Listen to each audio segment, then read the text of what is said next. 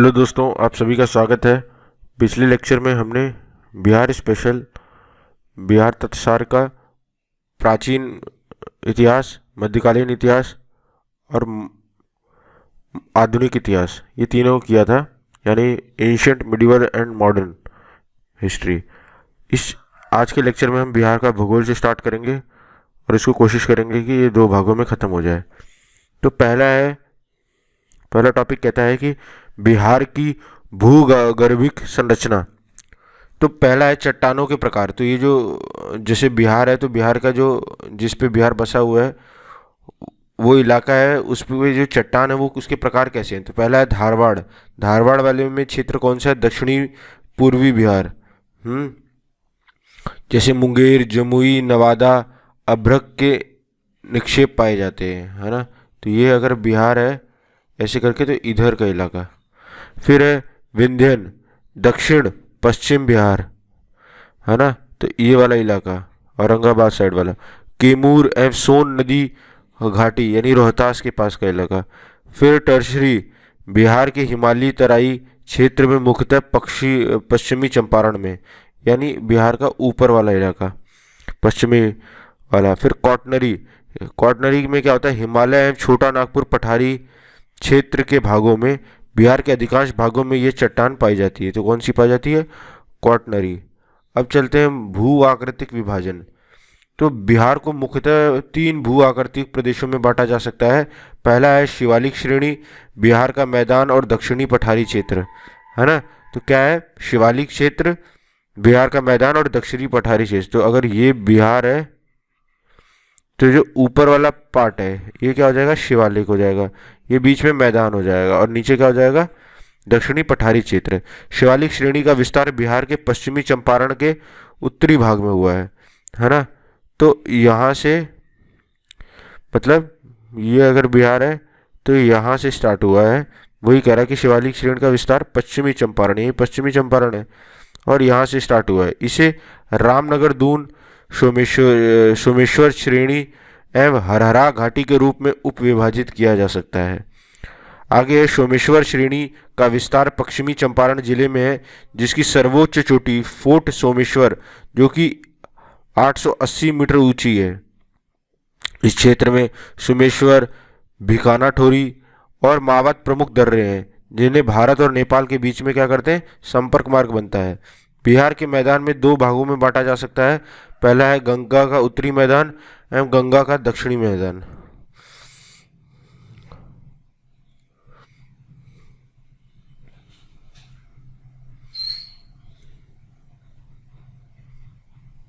एक सेकंड।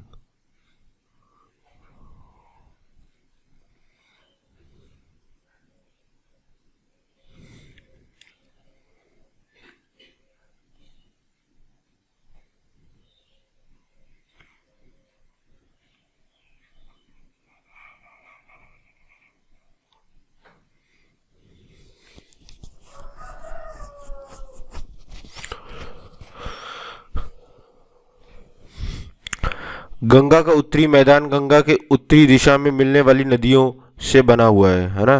तो गंगा के जो उत्तरी मैदान है, गंगा की उत्तरी दिशा से मिलने वाली नदियां हैं। तो ये हमारा बिहार है और यहाँ से गंगा नदी ऐसे करके जाती है। तो यहाँ से ऊपर से बहुत सारी नदी आती है नेपाल से। तो वही कह रहा है कि गंगा के उत्तरी मैदान गंगा की उत्तर दिशा से मिलने वाली नदियों से बना है, जबकि गंगा के दक्षिणी मैदान गंगा की दक्षिणी दिशा से मिलने वाली नदियों से बना है।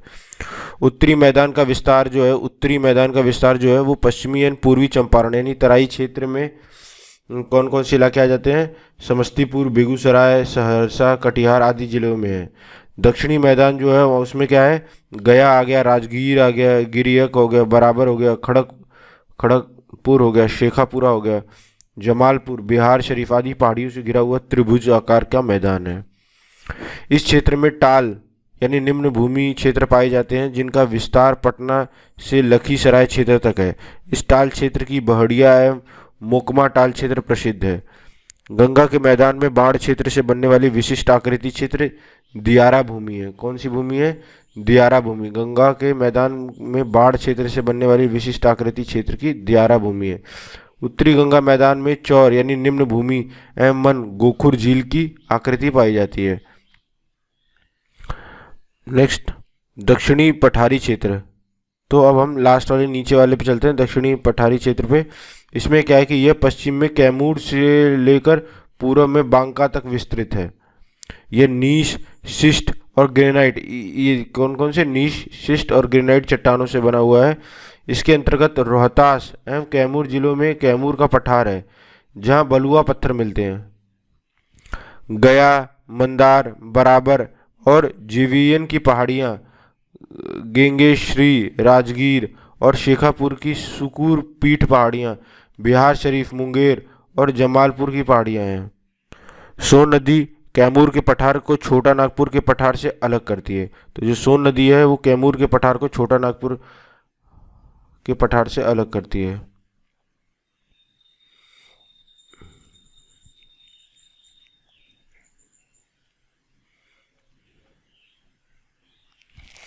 अब हम देखते हैं बिहार की नदियां।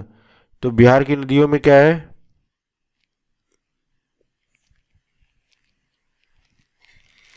पहला है नदी गंगा।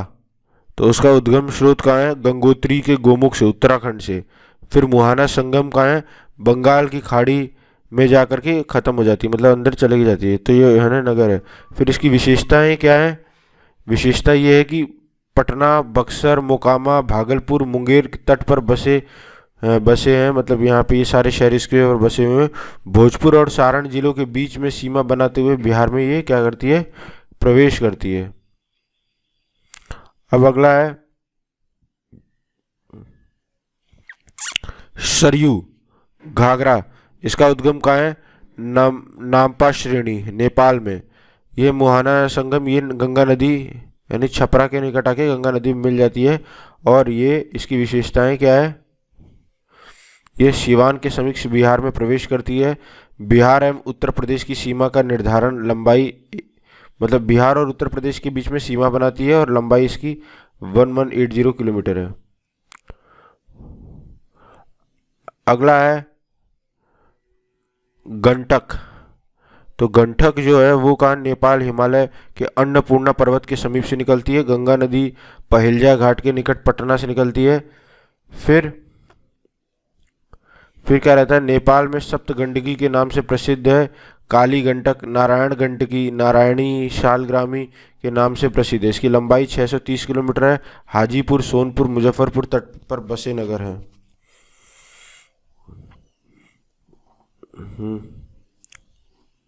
फिर अगला है बूढ़ी गंडक, है ना, निकलती कहाँ से, सोमेश्वर श्रेणी से।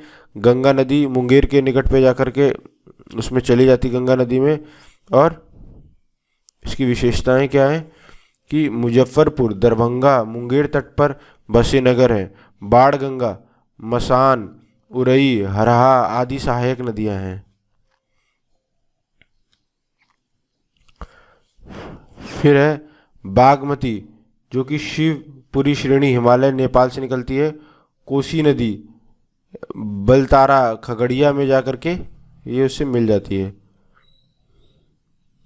और इसकी कुल लंबाई कितनी है, 589 किलोमीटर है। मिथिला क्षेत्र का प्रसिद्ध नदी है शोरी, डोरी, बलान मुख्य सहायक नदियां हैं।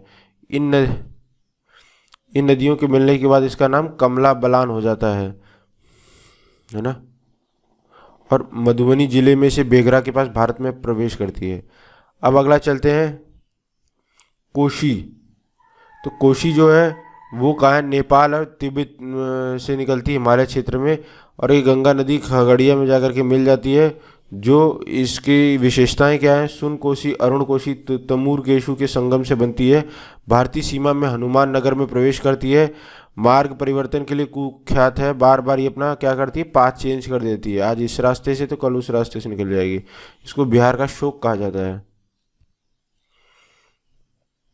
महानंदा, दार्जिलिंग और फिर ये गंगा नदी, है ना, गोड़ागारी घाट और बांग्लादेश। तो महानंदा दो धाराओं से मिलने से बनती है। एक धारा नेपाल हिमालय से निकलती है तथा बिहार में राजमहल के निकट गंगा में मिल जाती है। स्थानीय रूप से फुलहर नदी कहा जाता है। दूसरी नदी महानंदा दार्जिलिंग से निकलती है। पश्चिमी दिनाजपुर मालदा होते हुए बांग्लादेश में गंगा नदी से मिल जाती है। इसकी लंबाई कितनी है? 400 किलोमीटर है।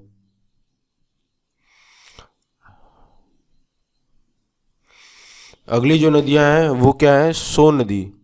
सोन नदी ये मैकाल पर्वत के अमरकंटक श्रेणी से यानी मध्य प्रदेश से निकलती है। ये आपका बिहार है, तो यहाँ कहीं पे अमरकंटक है, यहाँ से सोन नदी निकलती है और इस तरीके से करके यहाँ गंगा में मिल जाती है। तो गंगा नदी के पटना के निकट है। इसकी लंबाई 881 किलोमीटर है और इसमें क्या क्या है? मध्य प्रदेश, उत्तर प्रदेश, झारखंड, बिहार में प्रवाहित महत्व सहायक नदियाँ जोहिला, गोपद, रिहंद, कन्हार, उत्तरी कोयल आदि। फिर उसके बाद क्या है? पुनपुन, छोटा नागपुर पठार, पलामू झारखंड, गंगा नदी फतुहा पटना। फिर क्या है? अगला टॉपिक क्या है? कर्मनाशा, कैमूर पर्वत, कैमूर बिहार, यहाँ से निकलती है, आती है गंगा नदी चौसा के पास और उत्तर प्रदेश और बिहार की सीमा बनाती है। क्या करती है? उत्तर प्रदेश और बिहार के बीच में सीमा बनाती है। बिहार में इसे अशुभ और अपवित्र नदी माना जाता है। और अगला है अजय। अजय देवघर झारखंड से निकलती है, भागीरथी नदी में जाकर के पश्चिमी बंगाल में मिल जाती है और इसका प्रवाह क्षेत्र जो है यह बिहार के मुंगेर जिला में प्रवाहित होती है। 2 नदियां और बच गई हैं। एक है किऊल, ये तीसरी पहाड़ी क्षेत्र खड़गड़िया गिरिडीह झारखंड से निकलती है और किसमें समाहित होती है? गंगा नदी सूरजगढ़ लखीसराय में और बिहार और झारखंड में प्रवाहित होती है। जमुई, लखीसराय, किऊल नगर तट पर है। फिर अगला है फल्गु। फल्गु जो है वो निरंजना और मोहना के संगम से गया बिहार में निकलती है, पुनपुन नदी में जाके मिल जाती है। ये बौद्धों और हिंदुओं के लिए महत्वपूर्ण है। पितृपक्ष के दौरान पिंडदान के लिए प्रसिद्ध है।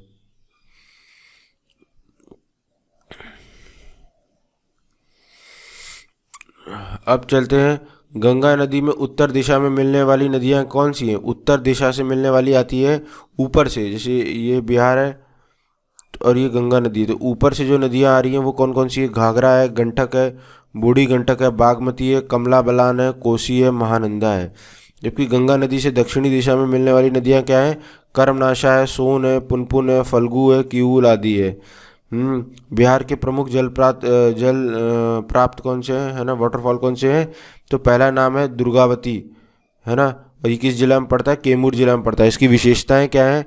कर्मनाशा की सहायक नदी दुर्गावती पर स्थित है, कैमूर या रोहतास पठार पर अवस्थित है ना, और इसकी ऊंचाई कितनी है? 80 मीटर 260 फीट है। अगला है ककोलत। ककोलत जो है वो नवादा डिस्ट्रिक्ट में पड़ता है। ककोलत पहाड़ियों पर अवस्थित, ऊंचाई 150 फीट है ना। अगला है महत्वपूर्ण जलकुंड। महत्वपूर्ण जलकुंड कौन कौन सा है? नाम और उद्गम स्थल देख लेते हैं। ब्रह्मकुंड, तो ये राजगीर की सबसे अधिक गर्म इलाका है, ठीक है। फिर सप्तधारा, सप्तधरवा ये भी राजगीर में पड़ता है। सूर्य कुंड ये भी राजगीर में पड़ता है। मखदूम कुंड राजगीर, नानक कुंड राजगीर, ऋषि कुंड मुंगेर, सीता कुंड मुंगेर, लक्ष्मण कुंड मुंगेर, रामेश्वरम कुंड मुंगेर। अब बिहार की मिट्टियों के बारे में देखते हैं। तो बिहार की जो मिट्टियाँ हैं, गंगा की उत्तरी मैदान में यानी मिट्टी जो है वो पर्वत पादी है, यानी पर्वत वाली माउंटेन सॉइल है। तो ये जो जिला है ये पश्चिमी चंपारण के उत्तर पश्चिमी भाग में है। तराई वाली जो रीजन में जो मिट्टी है, ये जो तराई मिट्टी है, ये कहाँ पे पाया जाता है? जिला चंपारण से लेके किशनगंज तक। फिर जो भांगर है वो पूर्णिया, सहरसा यानी कोसी नदी क्षेत्र वाले में, दरभंगा में, मुजफ्फरपुर में। इसे केरल और या केवाल मिट्टी भी कहा जाता है। फिर है बलसुंदरी। बलसुंदरी में क्या है? पूर्णिया के दक्षिण भाग में, सहरसा, दरभंगा और मुजफ्फरपुर के दक्षिणी भाग तक है। सारण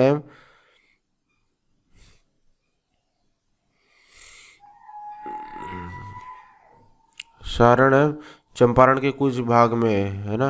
ये खादर जो है वो नवीन जलोढ़ मिट्टी है, ठीक है। फिर उसके बाद है गंगा का दक्षिण मैदान जो है टाल मिट्टी, ये पटना, मुंगेर एवं भागलपुर में है।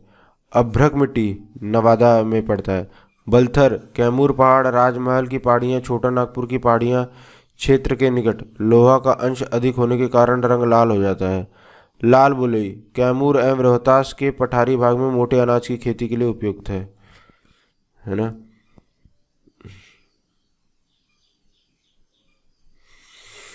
अब आते हैं बिहार।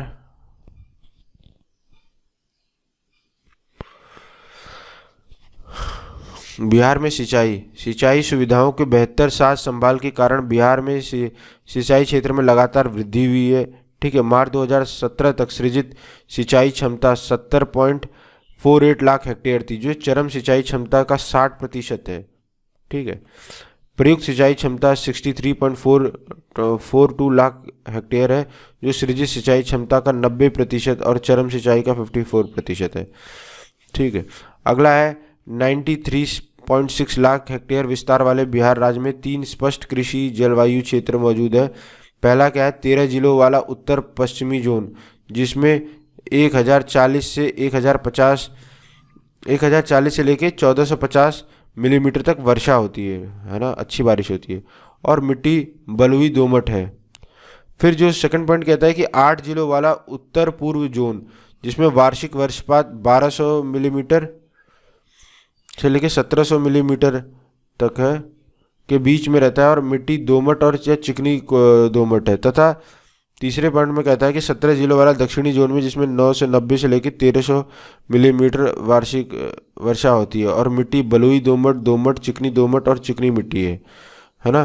कमांड क्षेत्र विकास और जल प्रबंधन का क्रियान्वयन प्रधानमंत्री कृषि सिंचाई योजना के हर खेत को पानी के तहत किया जा रहा है। त्वरित सिंचाई लाभ योजना की प्राथमिकता वाली 99 चिन्हित योजनाओं को 2 योजनाएं बिहार में है, दुर्गावती जलाशय योजना और पुनपुन बराज योजना। अभी दुर्गावती कमांड क्षेत्र का विकास किया जा रहा है। तो इसमें अभी देता है कि सिंचाई की परियोजना क्या है। एक तो बड़ी सिंचाई परियोजना जिसमें 10,000 हेक्टेयर से अधिक कृषि योग्य क्षेत्रफल है। मध्यम सिंचाई योजनाओं में 2,000 से 10,000 हेक्टेयर कृषि योग्य क्षेत्रफल है। छोटी सिंचाई योजना 2,000 हेक्टेयर तक कृषि योग्य क्षेत्रफल है।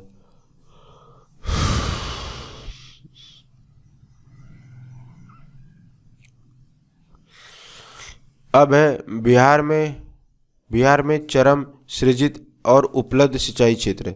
तो सिंचाई क्षमता के प्रकार क्या है। तो पहला चरम सृजित है ना, प्रयुक्त के प्रकार क्षमता है ना। तो इसके हिसाब से चरम क्षमता, सृजित क्षमता, प्रयुक्त क्षमता।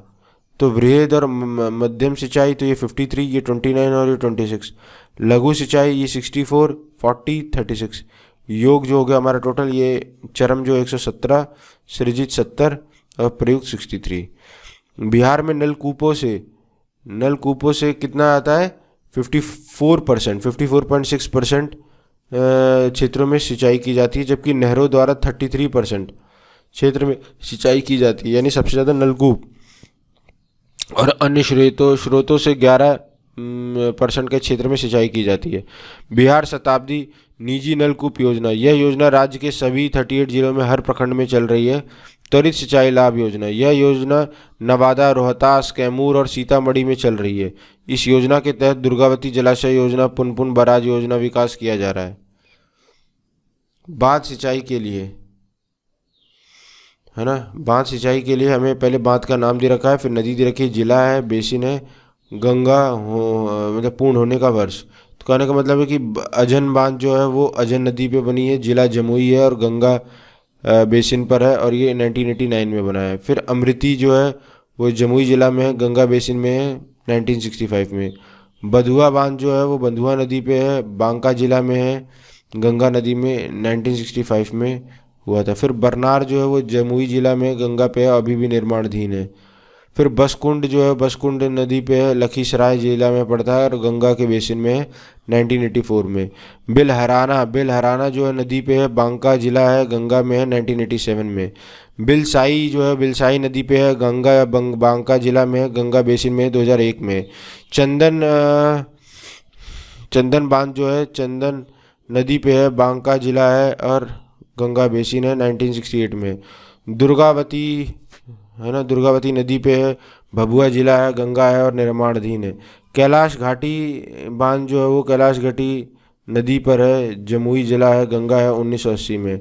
खड़गपुर झील जो है मानव निर्मित है और ये जमुई जिला में है, गंगा पे 1876 में। और इस लेक्चर का आखिरी पॉइंट देख लेते हैं कि बिहार की प्रमुख नदी घाटी परियोजना कौन कौन सी है। तो पहला जो नाम है वो है कोसी जल विद्युत परियोजना। तो ये नदी कोसी पे बनी हुई है, भारत, बिहार और नेपाल पे।